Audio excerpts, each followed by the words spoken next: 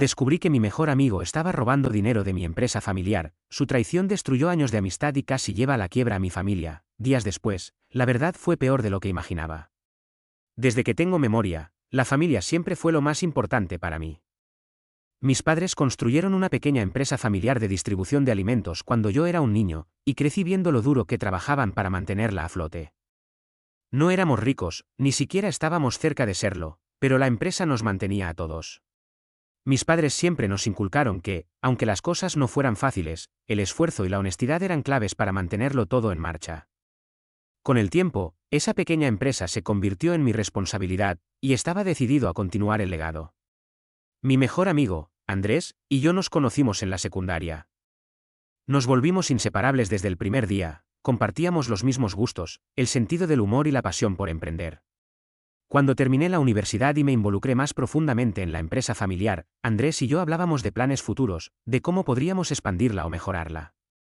Me sentía afortunado de tener un amigo que no solo me apoyaba, sino que también quería ser parte de mis sueños. Andrés y yo éramos prácticamente hermanos. Pasábamos más tiempo juntos que con nuestras propias familias, y cuando me ofreció ayudarme con las finanzas de la empresa, no lo dudé. Sabía que tenía conocimientos en contabilidad, y además de que confiaba en él ciegamente, también creí que tener a alguien de confianza manejando los números sería una excelente forma de delegar responsabilidades y enfocarme en hacer crecer el negocio. Después de todo, no es fácil llevar una empresa por cuenta propia, y él parecía ser el apoyo perfecto. Durante los primeros meses, todo parecía ir viento en popa. La empresa estaba creciendo, nuestras finanzas parecían estables y, con Andrés a mi lado, pensaba que había tomado la mejor decisión. Pasábamos tardes enteras hablando de cómo podríamos expandir el negocio, contratar a más empleados, mejorar nuestra distribución. Andrés tenía ideas brillantes, y cada día me sentía más seguro de que habíamos formado un equipo imbatible. Sin embargo, con el tiempo, empecé a notar pequeñas irregularidades. Las cuentas no cuadraban como antes. A veces, había facturas que no correspondían a nada, o gastos que aparecían sin razón aparente. Al principio, no quise pensar lo peor. Me dije a mí mismo que podría haber errores contables, cosas que pasaban desapercibidas. Atribuí esos problemas a mi falta de experiencia y a los procesos manuales que todavía seguíamos utilizando. Le mencioné esto a Andrés un par de veces, y siempre parecía tener una respuesta lógica. Me hablaba de lo complicado que era el sistema financiero de la empresa, de los pequeños detalles que yo, por estar más enfocado en la operativa, no veía. Como siempre había confiado en él, y como no tenía grandes conocimientos en finanzas, lo dejé pasar. No quería parecer desconfiado o paranoico. Además, éramos mejores amigos, y pensar que Andrés podría estar haciendo algo mal nunca pasó por mi mente. Pero a medida que las semanas pasaban, las dudas comenzaron a crecer. Empecé a notar ciertos comportamientos extraños en Andrés. Por ejemplo, de repente ya no tenía el mismo entusiasmo cuando hablábamos de la empresa. Empezó a faltar a algunas reuniones clave, siempre con alguna excusa de último minuto. Las conversaciones se volvieron más superficiales, y parecía evitar temas que antes disfrutábamos discutir. En más de una ocasión, lo noté nervioso cuando hablábamos de las finanzas, como si temiera que le hiciera alguna pregunta difícil. Recuerdo un día en particular en el que una cliente habitual se quejó porque había recibido menos productos de los que había pagado. Fue un error evidente, pero al revisar la factura, algo no encajaba. Cuando traté de resolverlo, noté que los números no coincidían con nuestros registros internos. Le mencioné esto a Andrés, y su respuesta fue rápida: debió ser un problema del sistema, me dijo. Pero no pude evitar sentir que algo no estaba bien. Finalmente, la gota que colmó el vaso llegó cuando mi padre, que aunque ya estaba semi-retirado seguía muy pendiente de la empresa, me llamó preocupado. Me dijo que había notado una disminución considerable en las ganancias de los últimos meses.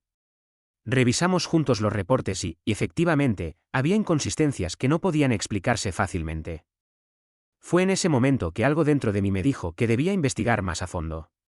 Una tarde, después de que Andrés saliera de la oficina, me quedé revisando todo lo que pude: facturas, estados de cuenta, pagos. Lo que descubrí me dejó helado. Había grandes sumas de dinero que simplemente desaparecían.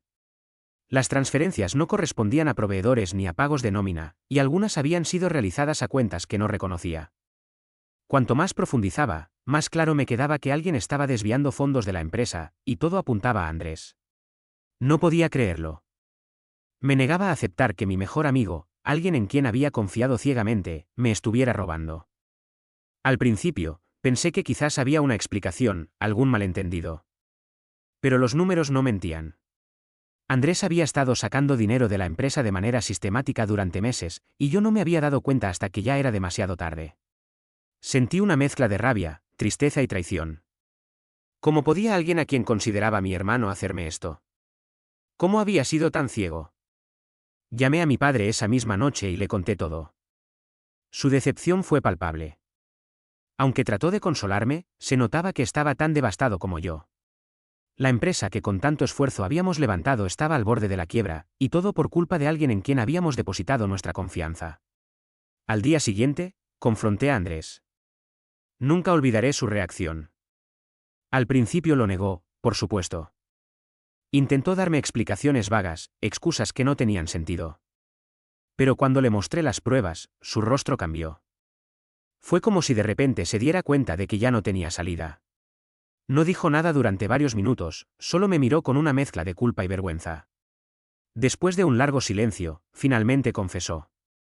Me dijo que estaba pasando por problemas financieros personales, que había hecho malas inversiones y que no había sabido cómo salir del hoyo en el que se había metido. Me rogó que lo perdonara, que no había querido hacerme daño, que todo había sido un error. Pero para mí, ya era demasiado tarde. Su traición había destruido no solo nuestra amistad, sino también la confianza que había depositado en él. La empresa sufrió un duro golpe. Nos llevó meses recuperarnos, y aún hoy estamos lidiando con las consecuencias. Perdimos clientes importantes, la reputación de la empresa se vio afectada, y tuve que despedir a varios empleados porque simplemente no podíamos pagarles. Fue un momento oscuro para mi familia y para mí.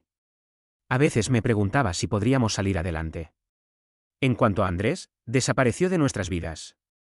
Después de la confrontación, se fue de la ciudad, y nunca más volví a saber de él. Algunos amigos en común me dijeron que intentó empezar de nuevo en otra parte, pero no me interesa saber más. La herida que dejó en mi vida y en la de mi familia es algo que todavía estoy tratando de sanar. Actualización, 6 meses después. 6 meses han pasado desde que todo salió a la luz, y aunque las cosas siguen siendo complicadas, al menos hemos logrado estabilizarnos un poco. Logré negociar con algunos clientes para recuperar su confianza, y estamos en proceso de implementar un sistema de contabilidad más robusto que no permita que algo así vuelva a suceder. No voy a mentir, todavía duele. Hay días en los que me despierto pensando en Andrés y en lo que hizo. A veces, me pregunto si alguna vez realmente fue mi amigo, o si desde el principio solo estaba esperando una oportunidad para traicionarme. Es una pregunta que probablemente nunca obtendrá respuesta, y tal vez esté bien así. Lo que más me ha costado es aprender a confiar de nuevo en las personas. Siento que esa traición ha dejado una marca permanente en mí. Cada vez que alguien se ofrece a ayudarme o a involucrarse en la empresa, no puedo evitar preguntarme cuáles son sus verdaderas intenciones. La paranoia se ha convertido en parte de mi vida diaria, y aunque trato de controlarla, es difícil. Mi padre ha sido un pilar fundamental en todo este proceso.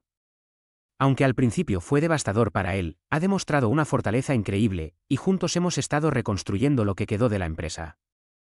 Hay días buenos y días malos, pero seguimos adelante, y creo que eso es lo único que podemos hacer en este momento.